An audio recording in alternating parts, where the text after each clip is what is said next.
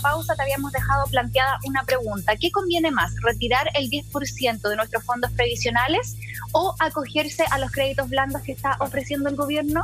¿Y qué es lo más correcto? Mira, amigos, si tenemos a los chilenos endeudados en el 75% de sus ingresos, ¿solucionamos un problema de deuda con más deuda? No, pues lo agrandamos. Lo agrandamos, entonces claro. El préstamo blando, aunque después no lo pagues, ¿y quién lo va a pagar? Es decir, acá hay claro. Otro secreto que hay que develar. ¿Y sabes cuál es el secreto? De que el cajero automático de las AFP no solo alimenta a los grandes grupos económicos, no, sino también a papá Estado. ¿Saben que el Estado nos metió un golazo de 40.000 millones de dólares que, para llevarlo a cifra, son algo así como 1.500 años de teletones? 1.500 años de teletones. El Estado, hoy venga esta platita para acá, venga esta platita para acá. Y hoy en día el 20% de nuestros ahorros está financiando el gasto del Estado. Entonces, yo lo que digo, ¿para qué triangular? ¿Para qué esa... no del presupuesto anual, no, 40.000 millones de dólares es la deuda total del Estado de Chile con nuestros ahorros. Entonces, ¿qué ocurre? Que si nos sacan todo este dinero, ahora el Estado, yo te doy un crédito blando, es bien poco digno, porque si la plata es mía, ¿para qué me la sacáis primero que todo? Y segundo, si la plata es mía, yo prefiero sacarla y así yo pago mis deudas bajo mi nivel de deuda, no lo aumento. Ajá. Entonces es un abismo de diferencia la política que propone el gobierno con la propuesta de retirar el 10%. Muy breve, en el tema de la AFP leía algunos expertos que decían que había que regresar de alguna forma estos 10% que tú los retirabas, y algunos planteaban un impuesto al trabajo.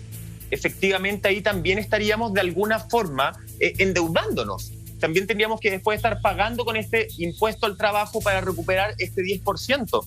Por eso yo te decía al principio, creo que Miguel decía así efectivamente, y por eso yo te decía al principio que en el fondo, más que celebrar personalmente, lo que siento es que cada vez nos demuestran más que la clase media está totalmente desprotegida. Y como decías tú, Chile, que además que es uno de los países, no me acuerdo la cifra exacta, la revisé hoy día, uno de los países con menos deuda internacional. Entonces, hay plata. De hecho, esta carta bajo la manga que saca el gobierno nos demuestra, nos refleja que sí hay plata. El tema es qué tiene que pasar para que inviertan esa plata efectivamente. ¿Por qué siguen llenándose los bolsillos con la plata que es de todos nosotros? Y hoy día nos están asustando, y valga la pregunta también, con que las AFP al liquidar se van a ir al suelo y vamos a perder más plata aún. Quiero saber qué tan real es eso. A ver, desmitifiquemos. Primero, todavía esto está en discusión, por lo tanto, es tan simple como poner ciertos detalles, que los chilenos retiremos el 10%, pero que se traspase de la cuenta obligatoria a la cuenta 2. Entonces ahí, primero, el que quiera retirar, retira. Quizá algunos van a, en vez de retirar las 500 lucas o el palito, van a retirar 100 lucas mensuales, que cada uno libremente vaya retirando de su cuenta 2. Y el que no, lo va a dejar en la cuenta 2 ganando plata. Mira qué sencillo.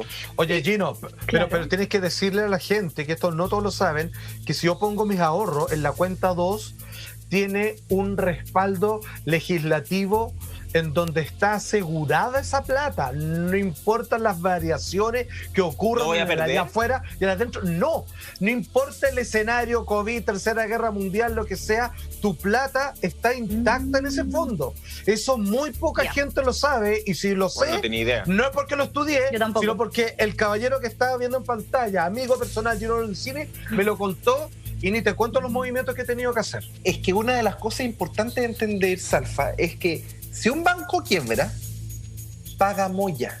Es decir, si tú tienes, por ejemplo, ya con mucho esfuerzo, juntaste 5 palitos y lo tienes en un banco, lo que te leen rápido es que la garantía estatal de los depósitos son 2,9 millones y el resto paga moya. En cambio, si yo ese mismo dinero lo tengo en una cuenta 2, puede que me sube y me baje por la variación de los multifondos. Pero si quiebra la FP, a mí me respetan el 100% de mi ahorro y yo simplemente me cambio de AFP. Y esa es una enorme garantía para los tiempos de crisis que estamos viviendo. Ahora, Gino, yo tengo una pregunta que también se ha repetido harto, sobre todo en redes sociales. Quiero que hagamos un ejemplo súper simple. Una persona que tiene 20 millones de pesos y saca, si se aprueba esta ley y todo sale bien, si saca ese 10%, ¿esos 2 millones de pesos van a ir directo a sus manos líquidos o va a haber que pagar un impuesto por esos 2 millones de pesos? Y, pero que no. Te lo estoy preguntando. Y si en mis fondos me van a quedar 18 millones en mis fondos para seguir generando ganancias, ¿eso es así de matemático o también habrá una letra chica entre medio? A ver, seamos directos. El gobierno amenazó con que van a pagar impuestos, pero la ley se está haciendo. Es cosa de poner esto no está a efecto de impuesto y se acabó. Ya. Es decir, o sea, esa es la puede entrar dentro de la amenaza, porque no le gusta al gobierno, pero está dentro de la legislación y obviamente se va a permitir. Y es importante también entender de que, a ver, esos 2 millones que salen, perfecto, se inyectan en la economía. Esos 2 millones van a circular y por lo tanto van a reactivar al país. Es un gran beneficio para todos, incluso para las grandes empresas, que en vez de que no le paguen el dividendo, se lo van a pagar. Entonces, ganamos todos. Eso es lo primero. Segundo, no afecta al mercado, ¿sabes por qué? Porque hoy en día hay un 40% de nuestro ahorro en el extranjero. ¿Qué mejor que traerlo antes que venga otro shock? Ojo con esto, que en marzo el Fondo A perdió un 17% y nosotros estimamos que entre septiembre, octubre y noviembre puede venir un shock mucho mayor de perder un 40%. Entonces, en vez de perder la plata, es mucho más inteligente traerla a Chile. Y esa persona que bajó a 18 millones va a ser mucho mejor si se cambia de fondos para que en muy poco tiempo va a recuperar su dinero. Nosotros, de hecho, hemos rentado un 10% en los últimos 12 meses. Entonces, si tú eres activo, ese 10% lo vas a recuperar en menos de un año. Perfecto. Oye, último minuto. Diputados de la Comisión de Constitución acuerdan que retiro de fondos de AFP no pagarán impuestos. ¡Vamos! ¡Mira! ¡Qué grande! ¡Qué Mira. Aparecer esto. Eso es positivo. Oye, Salfate, a mí buena noticia. Porque nosotros estamos hablando, y tú bien lo has recalcado, Gino, esto es la idea de legislar. Estamos justamente en etapa 1. ¿Cuánto tiempo podría pasar entre que esta idea pase a ser una realidad? Porque también, y ahí hay otro punto que a lo mejor lo podemos hacer comparativo con estos créditos blandos del gobierno, la clase media necesita ayuda hoy día. La clase media, y tú lo dijiste en Mentiras Verdaderas, Gino, y te encuentro toda la razón porque es la realidad que se está viviendo hoy día. La clase media hoy día está perdiendo su casa. La clase media hoy día está perdiendo ingresos catastróficos. Estamos hablando de pymes, estamos hablando de gente que perdió su trabajo, de los trabajos informales, de un montón de cosas. ¿Cuánto tiempo tendríamos que esperar para hacer efectivo el retiro del 10%? Siempre y cuando todo esto llegue a buen puerto. Estamos hablando de 2-3 meses. No, yo te diría de que, de hecho, la Cámara de Diputados aceleró a tal nivel, y lo está acelerando aún más, que probablemente se va a demorar 2 semanas. 2 semanas podríamos, si es que el presidente no lo veta, que quizás en 3-4 semanas se aceleran bien su pega, que esté aprobado. Es decir, esto... En agosto, más o menos. Que llegue en agosto, exactamente. Entonces, lo que hay que entender es que yo no había visto a los diputados tan motivados como los veo en esta situación. ¿Y saben por qué? Porque por más que los diputados están endiosados y ganan fortuna y todo lo que hablamos mal en contra de ellos, pero cuando ven la realidad, cuando ven que sus mismos electores lo están pasando mal, no tienen para comer, están perdiendo sus casas, les llegaron una cantidad de mensajes y oye, nunca había ocurrido una reforma constitucional con 95 votos y esto es histórico. Y 12 del oficialismo, imagínate. Y 12 de esos votos son del mismo partido de gobierno. O sea. Y en un día, que con impuestos, chao impuestos. Es decir, en un día mataron los impuestos, imagínense. Entonces, va acelerado. Yo creo de verdad que nos puede llegar la gran noticia en agosto y que todos los chilenos podrían salvar sus propiedades, vivir un poco más tranquilos. Ojalá el bicho maldito que se libere y que reactivemos la economía. Claro. Oye, hay un punto que no quiero dejar pasar, así como aprendimos esto del Fondo 2, y incluso, mira, Gino, de verdad, quizá la respuesta es tan compleja que si no quieres responderla porque no es el espacio, no es el tiempo, no lo hagas. Pero te tengo que hacer esta pregunta. Dale, Salfa. ¿Qué porcentaje o qué posibilidad hay, ya que tú nos explicaste que si quiebran los bancos, Pagamoya, es que eso ocurra? ¿O es una pregunta que habría que hacerse si esto sigue así un año más? en un año la probabilidad de que quiebren los bancos, yo te diría que hoy día está en torno a un 10 a 20%. Perfecto. Y siendo bien responsable con lo que estoy diciendo. Se agradece, sí, porque es donde la mayoría tiene la plata, entonces. De hecho, Salfa, en mi visión particular, creo que si logramos el retiro del 10%, ese escenario tiende a cero. Mira lo que estoy diciendo. Mira. ¿Por qué? Porque con eso el dinero va a circular, se van a pagar las deudas y no vamos a caer en un no pago masivo. Esto es como una bicicleta. ¿Qué es lo que pasa? Que si la bicicleta, la cadena, que en este empieza caso a fluir. Todo está fluyendo, pero si un eslabón de la cadena se rompe, la bicicleta no sirve para nada. Y ese es el sistema económico. En la cadena de pagos, si un eslabón se rompe, todos se dejan de no pagar y eso al final cae los bancos y los bancos podrían quebrar. Y por eso es que hay que ser sabio. Y yo digo ya a la élite chilena, dense cuenta de que la mejor política es retirar el 10% porque dejan a los chilenos con plata y esto va a fluir y ellos se van a asegurar no quebrar. Entonces es una relación ganar.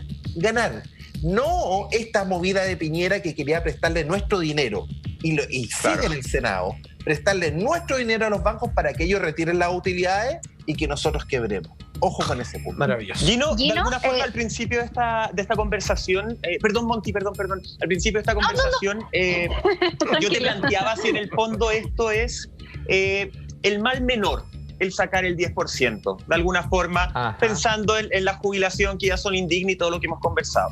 Hay una periodista, Alejandra Matus, que hace tremendas investigaciones y que se integró, de hecho, como panelista estable una vez a la semana en Mentiras Verdaderas, que ella habló de que sentía que esta era la política de seguir rascándose con sus propias uñas. Quiero que revisemos las declaraciones de Alejandra Matus en Mentiras Verdaderas y seguimos conversando. A mí me parece que por mucho que sea muy popular decir voy a recurrir a mis fondos para superar esta emergencia, esta es una extensión de la política ráscate con tus propias uñas, que partió con usemos nuestros fondos de cesantía. El Estado de Chile tiene 21.000 millones de dólares en reservas que debió usar y está resistiendo a usar para mitigar esta pandemia. No me parece a mí que los chilenos y los ciudadanos tengamos que recurrir a nuestros propios fondos, más allá del juicio que uno tenga de la AFP, para soportar la cuarentena. No creo que sea una política adecuada. Además, hay que considerar el efecto, porque como ustedes sabrán, la plata de la AFP no están en una bóveda, no están guardadas, no están en lingotes de oro. La plata de la AFP está en este minuto invertida en bienes financieros y de capital en todo el mundo y en Chile. Si la AFP quiere usar esos dineros para devolvérselo a los trabajadores o para devolverle una parte a los trabajadores, tiene que liquidar estos bienes. Y yo les apuesto que en cuanto la AFP diga que va a liquidar parte de sus activos para tener efectivo, esos activos se van a ir al suelo. Lo mismo que ya ha sucedido, ya hemos perdido bastante del fondo de previsión producto de la pandemia y de la caída de las bolsas. Van a caer más probablemente si las AFP empiezan a liquidar activos para traer plata y pagarle a los trabajadores. Y esa pérdida, ¿a quién se le va a imputar? No se le va a imputar a las AFP, a los cotizantes, están separados.